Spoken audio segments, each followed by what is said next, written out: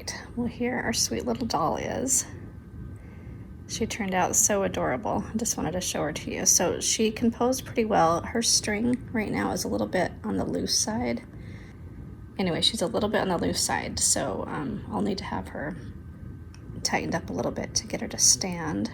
She can almost stand right now, but a little bit on her hips is a little bit wobbly, so the string will have to be tighter than what I currently have it.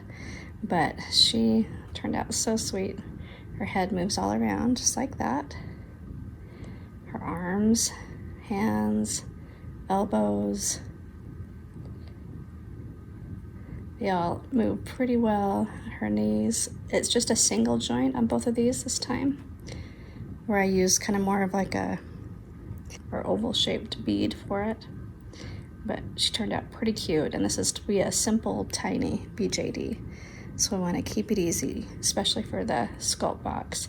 Now this will still take you a bit of time to put together. The sculpting the parts isn't too bad. Working with the joints and getting her to stand, that's more the tricky part, but I'll go through all the tips and tricks for you in the video, so you can give that a watch and see what you think. I hope you like her. She turned out like a cute little kind of impish fairy type face. I think it's just darling. Hope you enjoy her. Take care.